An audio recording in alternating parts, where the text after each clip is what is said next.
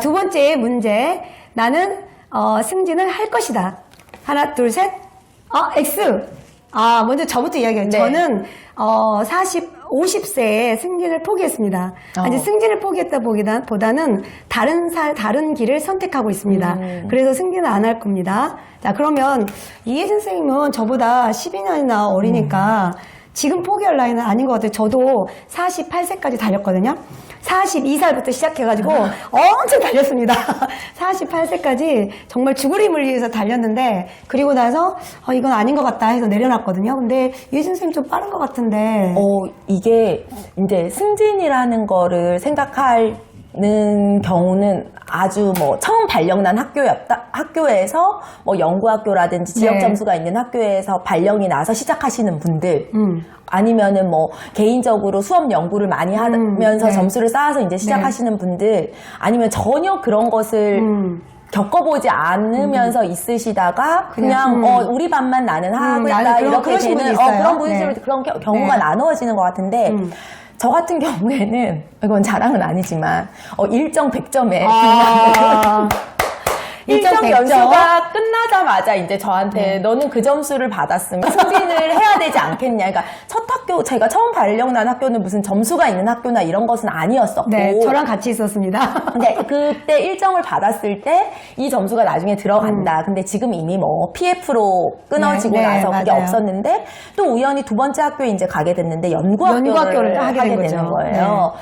그래서 이제 사실은 뭐 열심히 내가 준비를 했다기보다는 어쩌다 보니까 조금 가지게 된 그렇죠. 것들이 네. 이제 생겼는데, 이제 학교를 옮기거나 이렇게 할 때 빨리 결단을 내리지 않으면 이거를 진로에 대해서 빨리 결단을 내려야 되겠다는 생각이 드는데, 그러면서도 그 한쪽의 끈을 놓지는 못하는 게 솔직한 마음인 것 맞아요. 같아요. 지금 몇 살? 지금 딱 40. 40이면 지금 놓는 건 너무 빠른 것 같은데. 그런데 이제 뭐 내가 가진 것보다는 가져가야 될 것이 더 많고, 그리고 이제 이미 제 또래 장학사님 되시는 분도 있고, 이미 40대 장학사님들이 나오셨습니다. 항상 연령대가 같은 사람하고 비교하게 돼요. 네. 그리고 뭐 이제 뭐 이런 거를 너가 젊었을 때 챙겨야 되는데 그거를 챙기면서 한 건 아니고 하다 보니까 이제 요만큼은 있더라라는 경우 된 케이스여서 비교하면 이제 많이 밀리는 것도 있고 이렇게 하는데, 승진을 하고 싶지 않다라고, 이제 나는 이거는 어렵다라고 생각한 것은,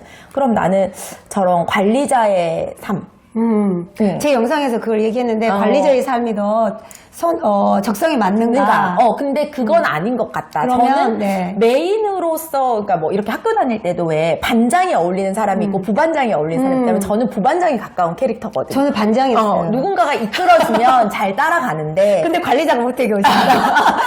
내가 막 이렇게 선생님들한테 뭐 싫은 소리 할 때도 있고, 뭐 이렇게 아우러줘야 될 때도 있고, 그거를 할 자신은 되게 없는. 그리고 지금 같은 경우에도 이제 뭐 부장을 하라 이렇게 하면 사실 저는 학년 부장님들이 훨씬 더 많이 힘드신 것 같거든요. 왜냐하면 이 학년을 아우르는 그런 힘이 있어야 되는데, 네, 맞아요. 리더십이 좀 있어야 나한테는 리더십은 부족하다라는 게 내가 나를 파악한. 그래서 지금 무슨 부장을 하고 계신지? 지금은 방과후 부장. 근데 승진 안 할 거라 그랬는데 부장을 왜 하시는지? 그거는 또 이제 또 차이가 있는 것 같아요. 그러니까 많은 사람들이 승진을 할 거면 부장을 하라고 이렇게 이거를 연결을 해 가는데, 저도 사실은 이제 아이도 올해 입학을 했고, 그러니까 부장을 안 하는 게 훨씬 더 일이 적기는 하지만 학교에서 일할 사람이 없고, 학교에서 부탁을 일단 하면 내가 저거는 할 수 있겠어. 그리고 이제 개원이 돼서 큰 역할을 맡는 것이 더 어려운 것도 사실은 있는 것 같아요. 사실은 개원이 부장만큼이나 힘든 경우가 있고, 또 그런데 또 개원으로서만 하게 되면 성과급에서 밀리고, 그럼 되게 스트레스 받는 경우도 있어요. 맞아요. 그러니까 저 같은 경우에는 일단 선생님들한테도 말씀드리고 있으니까, 자기가 이거는 나는 학년부장이랑 이런 거를 하거나 아니면 다른 사람과 같이 일을 하면서 내가 리더십을 발휘하기는 어렵지만, 어떤 그냥 주어진 업무를 내가 시간 조정하면서 뭐 오래 걸려도 그런 건 내가 뭐 저녁에 집에 싸들고 가서 해도 되고, 아니면은 뭐 나 혼자 어쨌든 처리하는 일은 나는 능하다라고 생각했기 때문에 오히려 그건 할 수 있겠어요 라고 하는 말이 나오더라고요. 그러면은 이혜진 선생님은 말 그대로 방과후 부장은 딱 맞겠네요. 방과후 부장은 이제 물론 사실은 이제 여러 선생님들, 강사님들이랑 사실은 저는 사람들이랑 막 같이 하는 일은 제가 어쨌든 선생님들이 이렇게 해주세요라는 방과후에서는 지시를 많이 해야 되는 부분이 있어서 방과후 말고 다른 게 더 낫겠다 싶었는데 할 게 없죠. 어쨌든 방과후가 제일 뭐 안 하시려고도 하고 뭐 다른 것보다는 이게 나는 낫겠다 싶었던 건 뭐냐면 부장을 이제 하면서 느껴지는 거는 그래서 관리자분들이 FM이 되어갈 수밖에 없는구나. 어떤 철칙이라든지 민원에 있어서 그리고 내가 기준이 맞아요. 없고 흔들리면 어렵구나라고 하는 게 생기더라고요. 그리고 관리자분들은 항상 생각하는 게 딱 첫 번째가 감사예요. 감사. 근데 1년을 살 때는 민원을 먼저 생각하고 길게 보신 분들은 대부분 감사. 감사에 이렇게 하면 걸린다. 네. 그거부터 내세우죠. 그러니까 이제 뭐 예를 들면 저희가 방과후 신청 받을 때 되게 안타까운 사례들이 많이 있어서 저한테 이제 전화가 와요. 좀 넣어주시면 안 돼요? 그러니까 예를 들어서 뭐 정원이 15명이었는데 선착순 정원이 다 찼어요. 근데 여기서 취소를 해서 자리가 남으면 저희는 이제 추가 모집은 안 하거든요.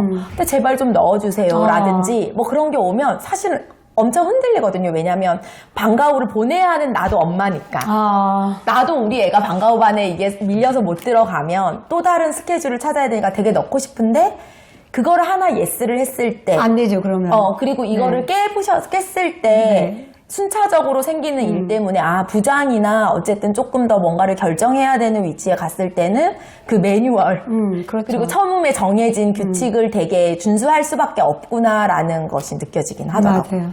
저 같은 경우는 올해도 역시나 작년과 같이 학년부장을 하고 있는데 제가 이제 부장을 하는 이유는 다른 거 없어요. 저는 승진할 생각이 일도 없기 때문에 안 해도 되는 건데 저는 이제 제가 디지털 교과서를 하고 가고 선도학교 사업 자체를 끌어왔어요. 그러면 이거는 학년 단위로 굴러가지 않으면 이루어지지 않는 건데 그러니까 이거를 저는 같이 뭔가를 해나가는 걸 너무 재밌어 하거든요.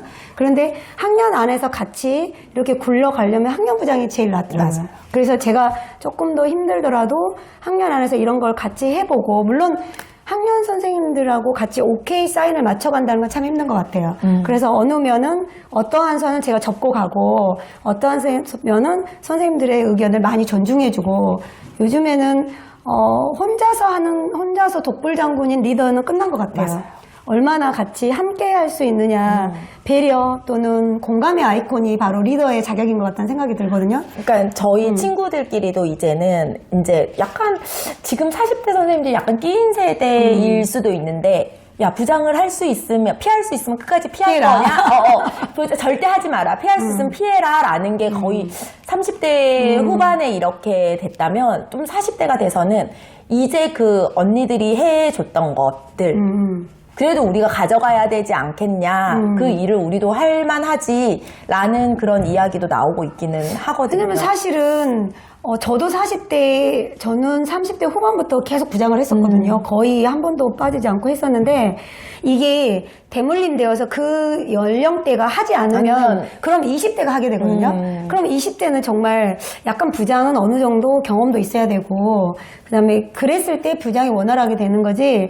그러니까 물론 우리가 부장이 큰 권위를 가지거나 그런 건 아니지만 경력 안에서 부장님들이 하는 걸 보고 배우는 게 저는 많다는 맞아요. 생각이 들어요. 이게 부장의 일이라는 게 지식으로만 되는 게 절대 아니거든요. 하나의 그 작은 사회를 이끌어간다는 생각이 들어요. 우리 학급 운영하듯이 그런 의미에서 좀 이제 할 필요도 있는데 저 같은 경우는 또 학년 부장을 또 좀 더 선호했던 게 교육과정을 제가 이제 교육과정을 재구성할 수 있다. 그럼 여기서 말하는 재구성은 저는 뭐 단어는 뭐 교과서를 뭐 몇 개 맞아 프로젝트 학습을 하고 거창한 거 이런 거 저는 아니라고 생각이 들어요.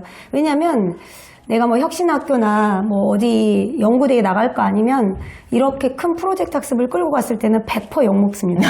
근데 지금 제가 하고 있는 거는 이지 에듀 안에서 바꿀 수 있는 이지 에듀 안에서 순서를 바꾼다거나 또는 창체 같은 경우는 얼마든지 바꿔놓을 수 있거든요. 이런 게 되게 메리트가 있는 것 같고 어떠한 것과 연결해서 이런 식으로 좀 가자라는 아웃라인 정도의 교육과정 재구성.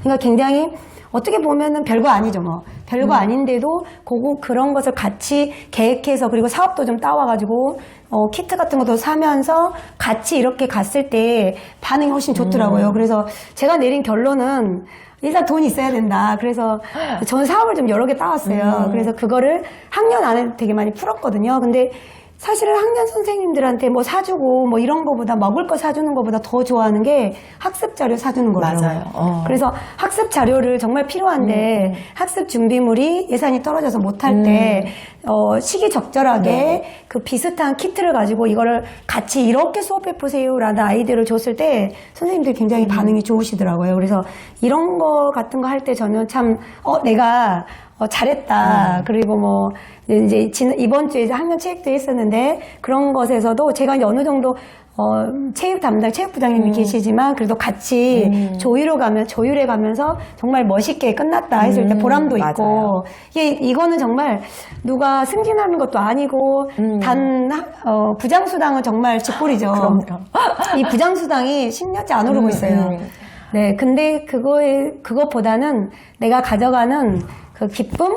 그런 게 훨씬 큰 것 같다는 그러니까 생각이 저희가 들어요. 이제 네. 뭐 누군가는 중간 부장 역할을 해야 해야 되는 되죠. 거고 네. 그리고 이제 뭐 개인의 선호도나 성향에 따라서 나는 죽어도 부장은 안 할 거야. 대신 네. 개원으로 네. 뒷받쳐주는 일이 더 좋아. 그러면서 항상 뭐 방과후 개원이나 돌봄 개원 예전에는 하셨던 선생님들도 계시고 또 이제 그래도 그냥 나는 좀 내 성향에 이런 게 맞아라고 한다면 누군가는 이거는 승진과 상관없이 맞아요. 내가 네. 조금 할 수 있는 일이라면 부장을 할 수도 있는 거고 또 사정이 있어서 못하면은 그것도 배려하고 그러니까 저희가 교직 사회에서도 항상 좀 그런 문화가 더 안 한다고 무조건 비난하지 않고 쟤는 승진하려고 부장하는 거야라고 하는 공식도 성립이 되지 않았으면 좋겠고 그러니까 이제 저도 그 생각이 드는데 네. 지금 우리 인천은 그나마 좀 덜 하는데 서울이라든가 다른 지역에는 부장을 거의 안 하고 싶어서 돌아가면서 돌아가면서 하는 한다는 학교가, 네. 학교가 되게 많고 정말 하기 싫어하고 부장을 하면 그 해에 하면 난 폭망했다 이런 말이 돈다고 해요. 그런데 이제 그런 시각들에서 그리고 부장을 한다 그러면 쟤는 바보 같다. 저렇게 바보 같은 일을 사서 하나 뭐 착한 게 하라고 그런다고 해서 다 하는 게 다가 아닌데 이렇게 하는 경우도 있는데 그 자신의 여건에 맞춰서 자신의 능력에 맞춰서 또는 자신의 성향에 맞춰서 적절하게 조율해 가면서 하는 것도 필요할 것 같고 그리고 저 같은 경우는 또 부장을 해봤을 때 역지사지가 되는 것 같아요. 부장을 하고 나면 저래서 이렇게 저 했구나. 자리가 저런 일 때문에 힘들구나. 그러면 나중에 부장을 내려놨을 때 굉장히 부장을 서포트하게 되거든요. 그리고 한마디라도 부장님 고생 수고하십니다. 그렇죠. 저는 제 생각에 교무부장은 정말 고생하는 것 같아요. 제가 교무부장은 안 해봤고 연구부장은 해봤는데 교무부장 자리는 정말 힘든 것 같거든요. 그러면 우리가 보기엔 그냥 다니시는 것 같아도 머릿속이 너무 복잡하실 거예요. 그러면 선생님들이 지나가시더라도 고생이 많으십니다. 이런 말을 그냥 이렇게 입에서 절로 나오죠. 왜냐하면 비슷한 걸 해봤기 때문에. 그렇지만 경험을 해보지 않은 사람들은 해보지 않으면 그 자리에 가지 않은 사람은 100% 공감할 수가 없어요. 네, 저는 그렇게 생각해요. 100% 공감이라는 거는 그 자리에 가서 정말 10%라도 비슷한 일을 해야만 그 공감이 저는 된다는 생각이 들거든요. 네, 그럼 여기까지 보고 계시는 선생님들은 어떻게 생각하는지 댓글 달아주시고 이런 주제로 좀 얘기해보세요 하는 거 있으면 꼭 댓글 달아주세요. 네. 네 감사합니다.